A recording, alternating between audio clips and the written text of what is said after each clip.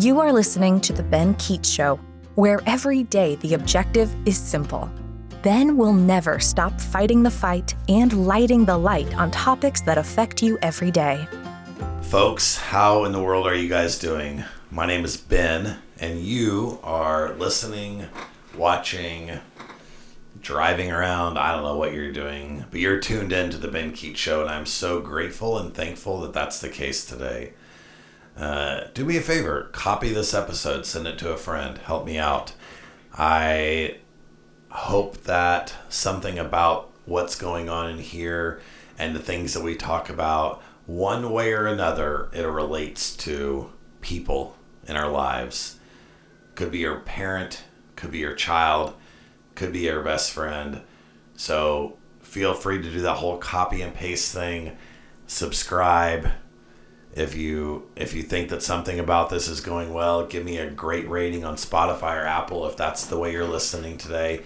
I am glad you are here. And today we are taking the flip side of our episode that we had last week. And the topic is we're looking to solve problems again in the topic of divorce, but looking at it from the female perspective. Now, I know you're probably like, Ben, why don't you have a guest? You should have some woman who's had like 6 divorces. Let her talk. I understand. I'm getting there. Trust me, one of the things that's happening behind the scenes, and there's a lot of things happening behind the scenes, more and more guests. I have folks that are getting me on their podcast shows, and I'm super honored for that. At the same time, I'm looking to get guests on mine, and trust me, there's things in the works for that. I don't just want anyone. If it was just simply to give someone a microphone, I could do that 7 days a week. But I'm really wanting to be wise and calculated about who I go on and who comes on. And but I do have a couple of people, even here in the Kansas City area where I'm at, that I'm working on. So stay tuned. But for now, it's just going to be me talking about women. Now you say, okay, the title of the episode is Life After Divorce for a Female. And you're not a female. But the good thing is, I know females. I talk to females. I may not be always right, but I'm going to try to come at this topic, if there's females out there that are watching, this topic from a male perspective, which sometimes it can be nice to get that other side of it. I'm going to pose some questions. I'm going to do a little bit different today in episode 44. Check out my website. I believe there are shirts there for sale now. So that's another kind of exciting thing if you want. I'm not wearing one today, but the Ben Keech Show shirts.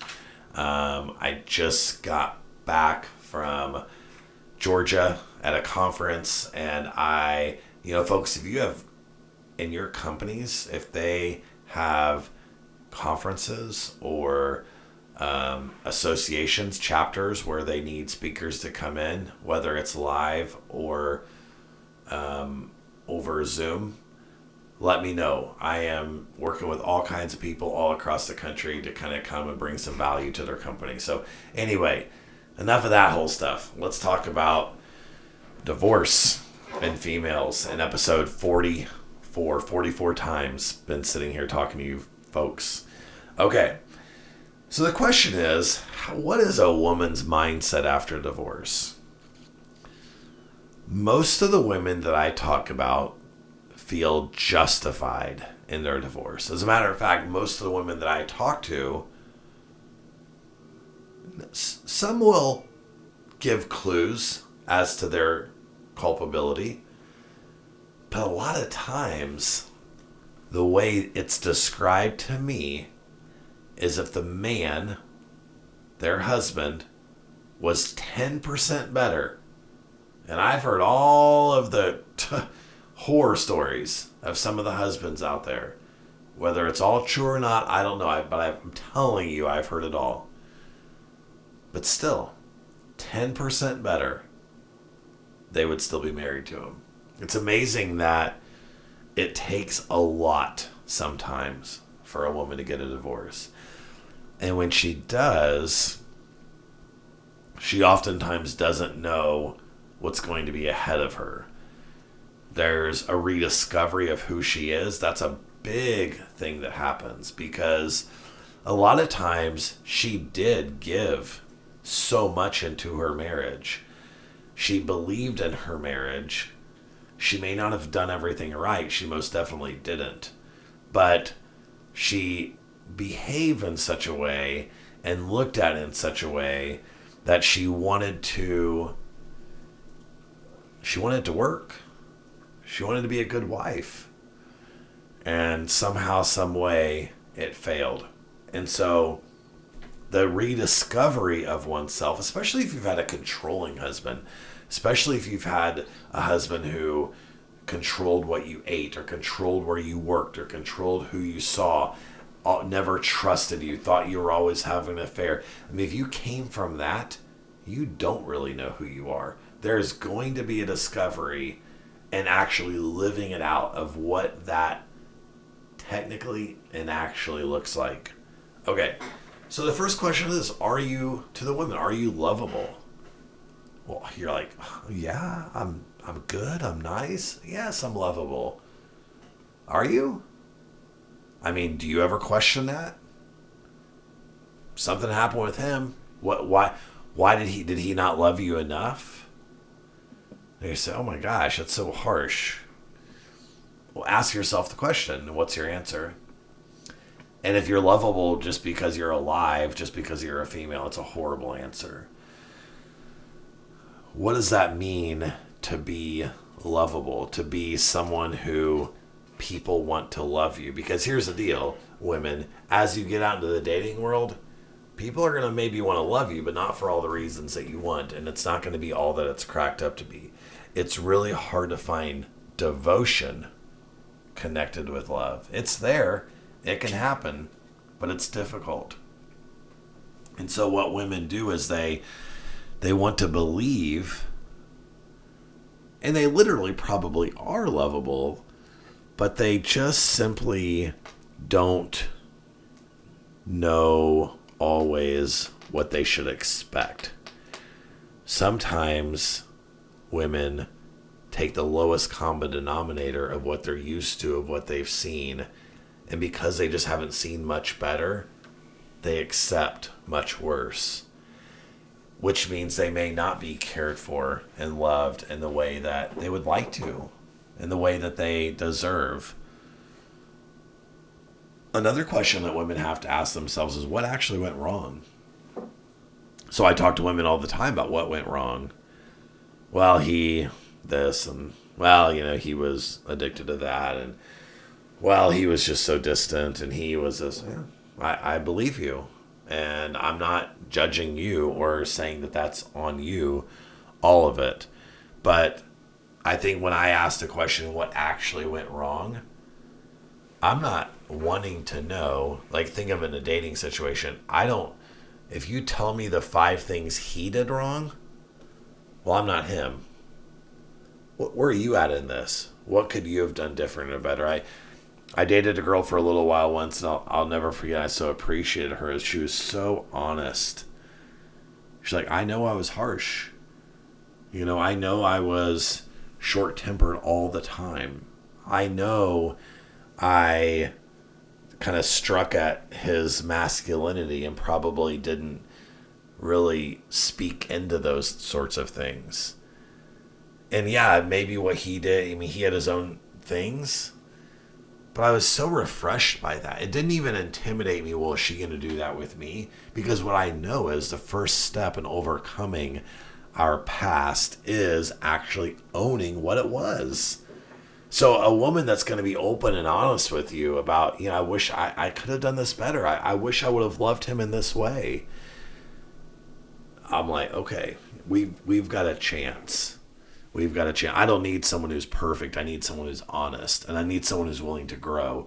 Do you know how many times I hear men, a little quick commercial for you guys. Do you know how many times I hear women say that a man who works on himself, a man who wants to be a more emotionally intelligent, better, solid guy, You know how attractive that is to a woman? Women actually are very motivated themselves to grow and be better people. And men can sometimes stay stagnant in their own ways. And so, men, if you want to be attractive, work on yourself. It's not actually that hard. We're pretty smart people, us guys, but we need information. It's why I started the coaching business. Here's a phrase: love yourself or show yourself.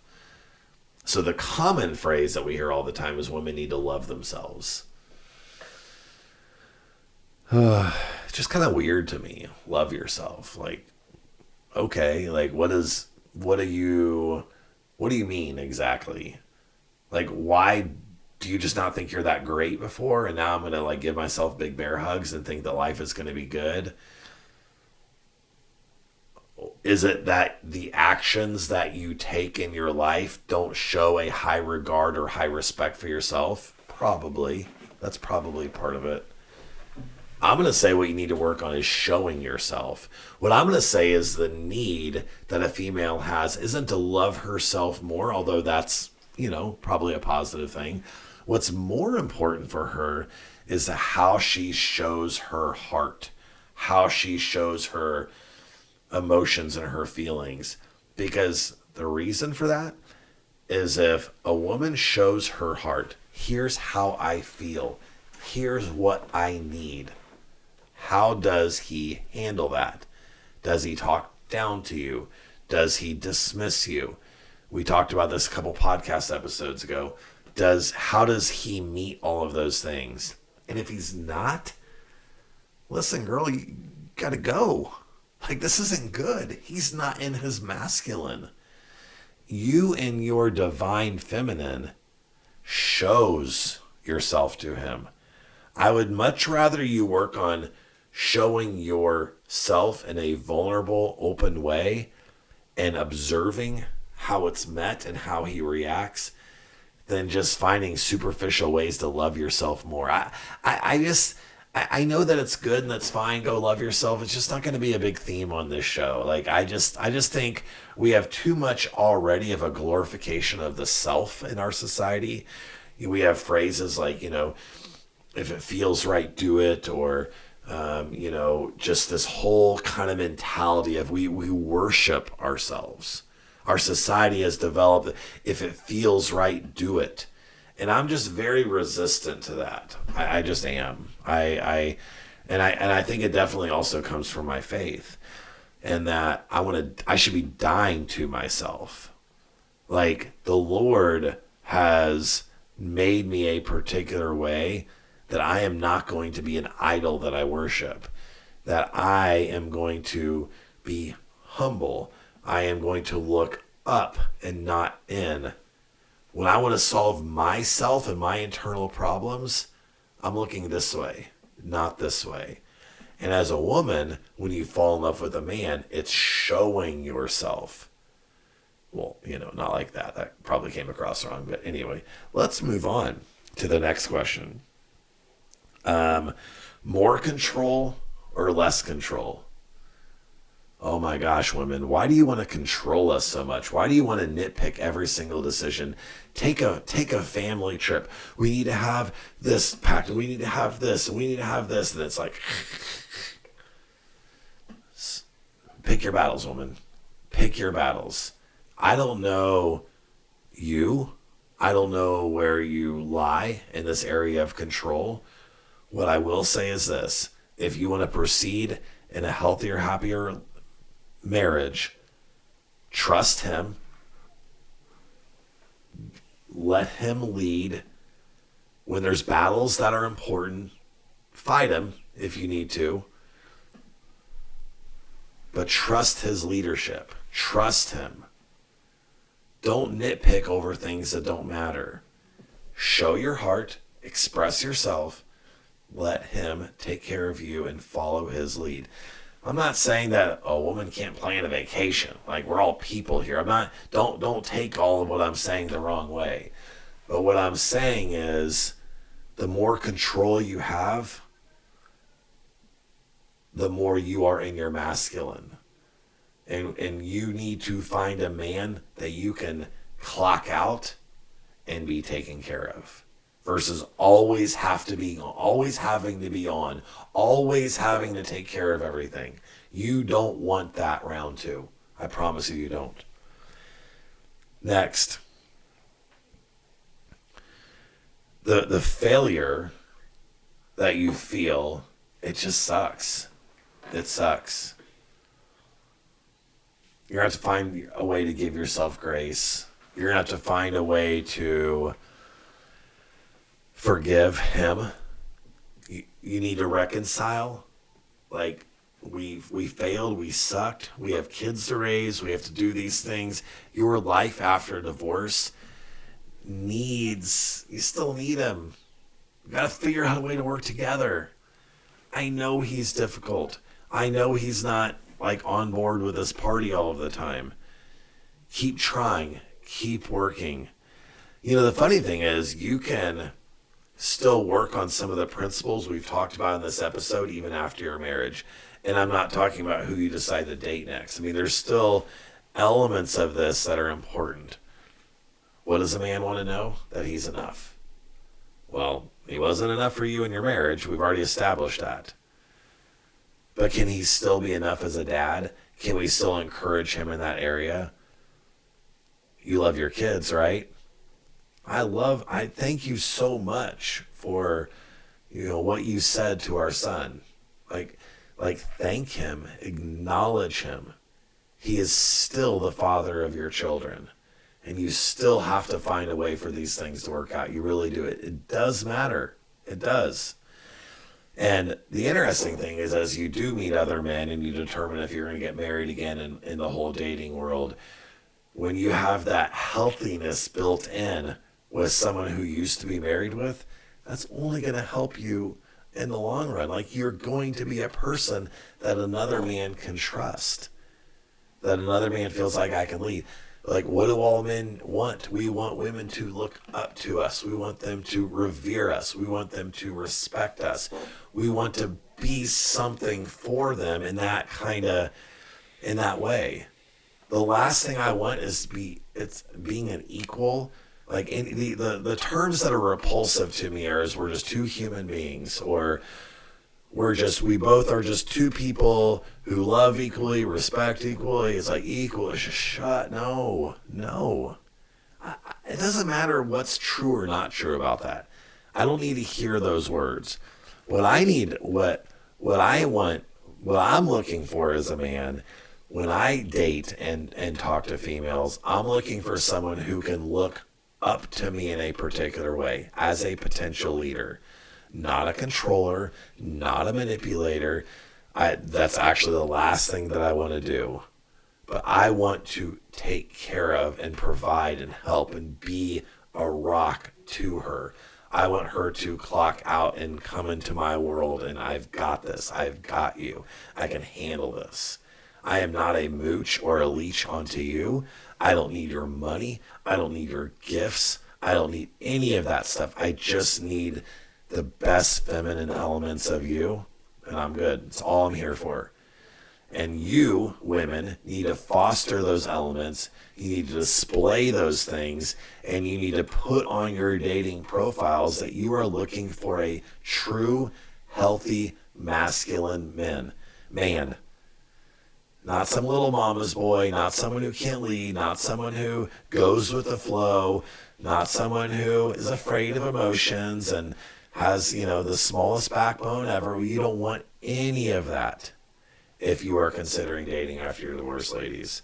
Again, we are going to do this whole episode again with women here talking about some of these things, and I can just shut up and ask them questions because I've had all these conversations, but they're much better at telling it. So just consider this kind of part one of some future things I'm trying to put together with some guests and talking about real relationships, real life, and how you move to a better life even after your divorce. My name is Ben Keech. We're going to close this up with a song with parenting advice. You're going to check out the website, benkeechspeaks.com. Let me know what you think. Follow me somewhere. spread the information somewhere. The song was a song by Laura Moreno. It's called Boundaries. And one of the things I noticed is that women want love so badly, and they want to rekindle and find that man, that boundaries get confusing. My advice is to be really strong with your boundaries. It's the same thing we tell a 16-year-old girl. Like, keep the physical stuff slow. Keep that stuff away. Take your time. Are the words that he's saying 2 weeks in the same words he's saying 10 weeks in? Okay.